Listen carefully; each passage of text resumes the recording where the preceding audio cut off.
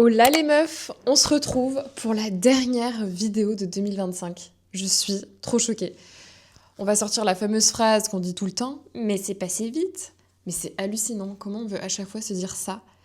Je crois que plus que jamais, vivre l'instant présent et se rendre compte de tout ce qu'on a, de profiter, c'est plus que jamais important.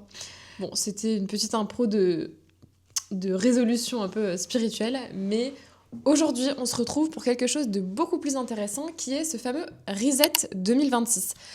En fait, je me suis dit, j'ai déjà fait des contenus sur Insta, là j'ai posté un bilan 2025 avec mes tops, mes flops, très succinct pour pas vous perdre, mais je me suis dit ça serait cool de faire une vidéo plus axée sur, ok, comment on repart en 2026, qu'est-ce qu'on laisse, qu'est-ce qu'on garde, et je veux vous amener à vous poser les bonnes questions, si je puis dire, pour que ça puisse filer droit, que vous puissiez atteindre vos objectifs et surtout prendre du plaisir. C'est ultra important parce que travailler sans plaisir, enfin personnellement, je ne suis pas de cette team.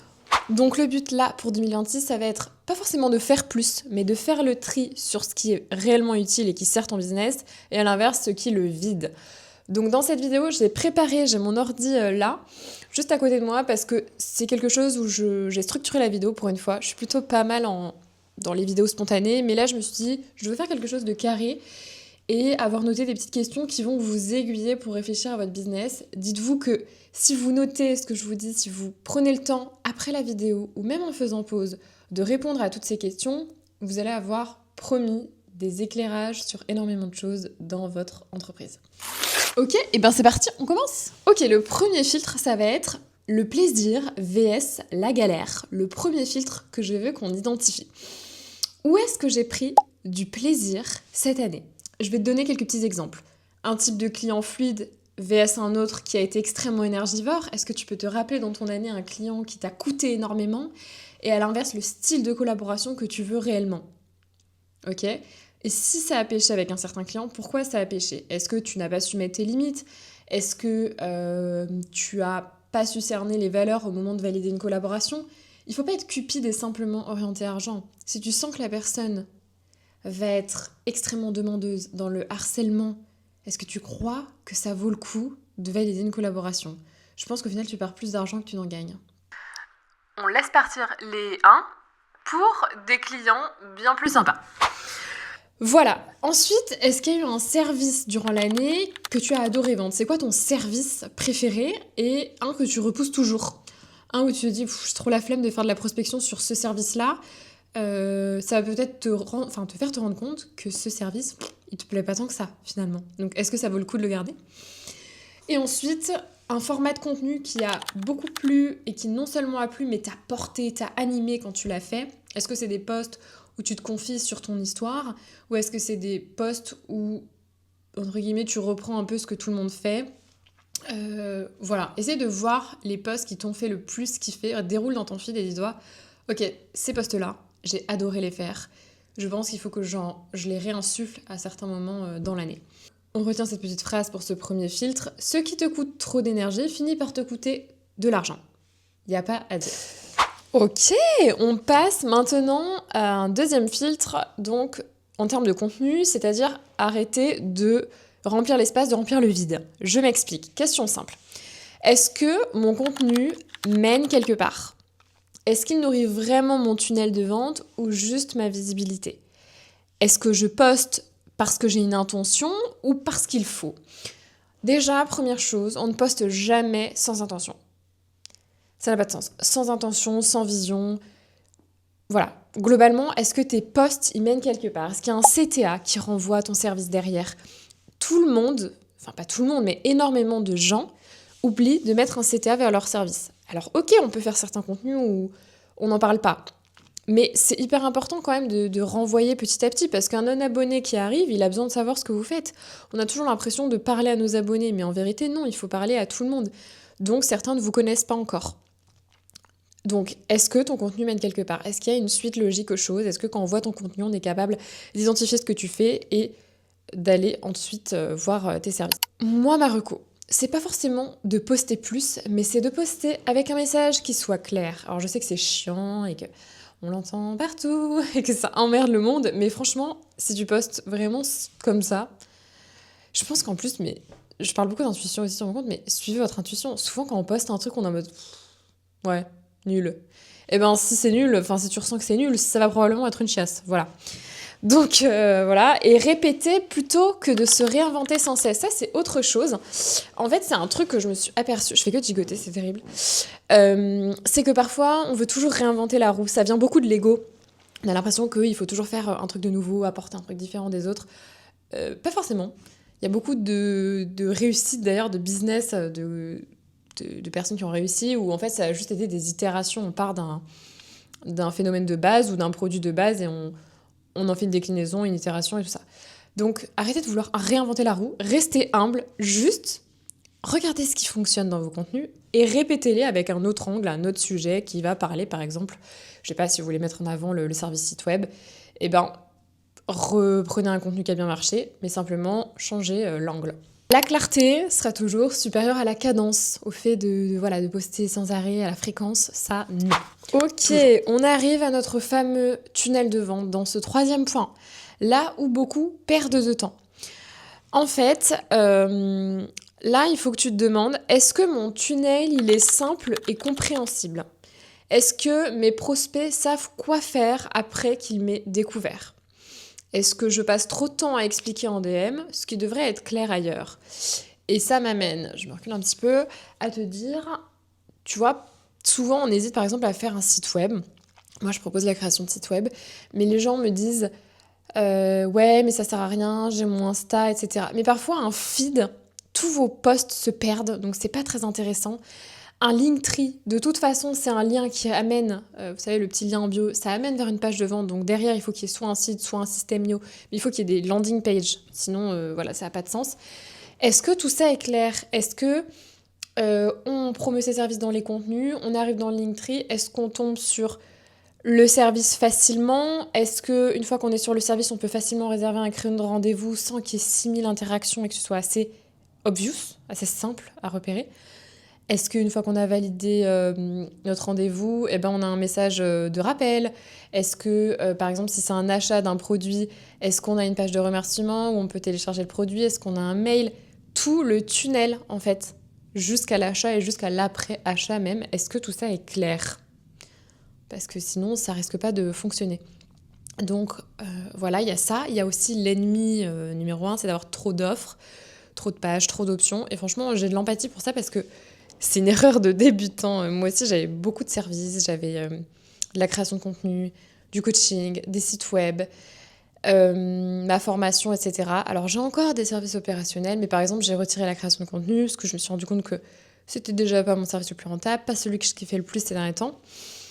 Et voilà, j'ai affiné le tout et je pense qu'il faut qu'il y ait une ligne en fait, directrice, mais qu'il n'y ait pas 36 000 offres. Ensuite, est-ce qu'il y a vraiment des appels à l'action, ce que je disais, sur vos pages de vente, sur vos contenus, etc.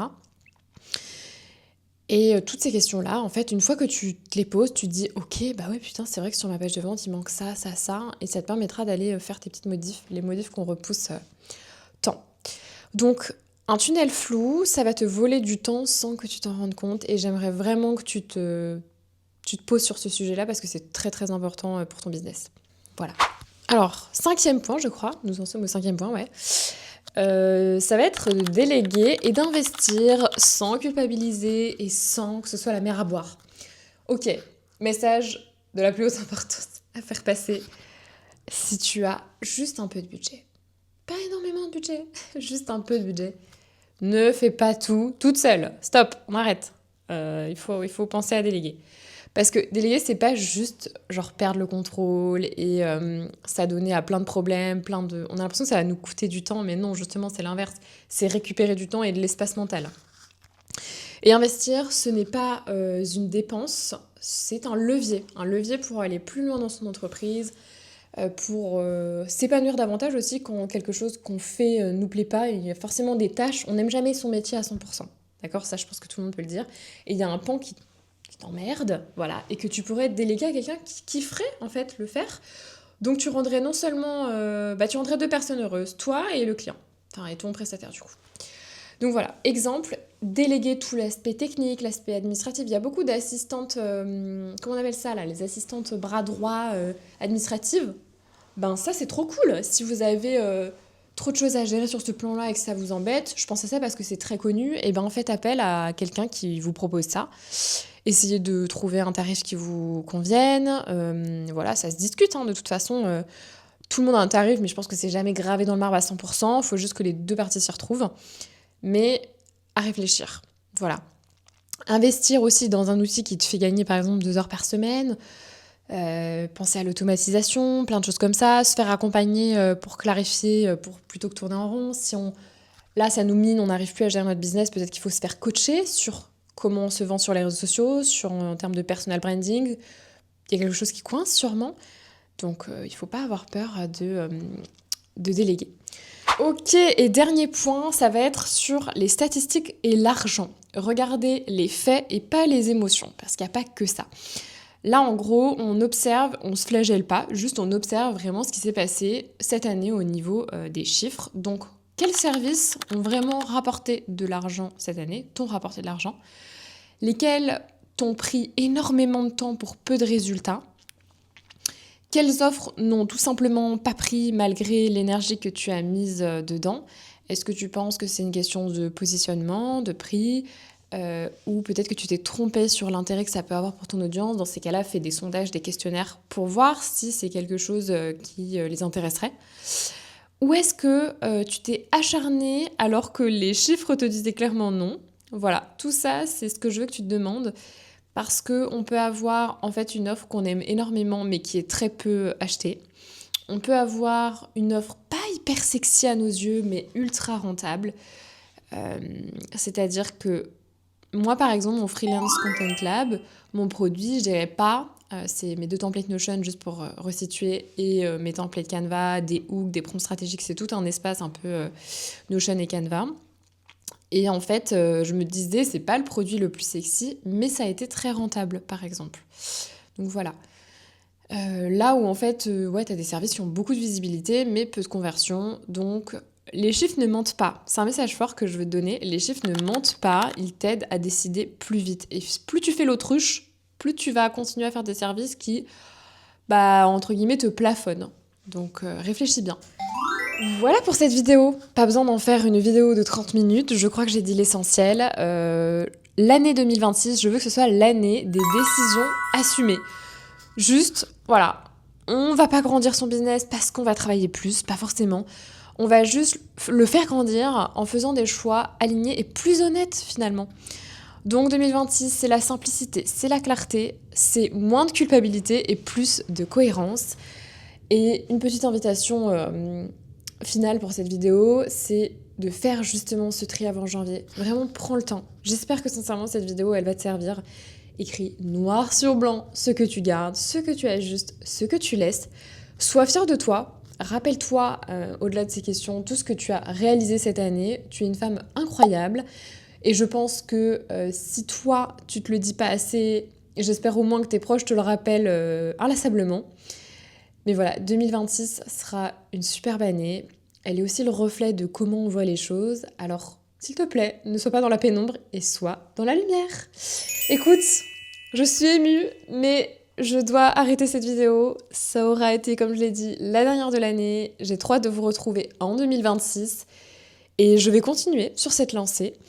Plein de gros bisous et surtout, profitez des fêtes, profitez de vos proches. J'espère que vous prenez du repos. Attention, la police du repos. Reposez-vous. Vraiment, c'est le moment de l'année où on a besoin de ralentir. C'est l'hiver, on a besoin d'hiberner, d'être dans notre petit cocon. Donc prends ce temps pour toi et reviens en force pour 2026. Allez, je te dis à très vite. Ciao, ciao!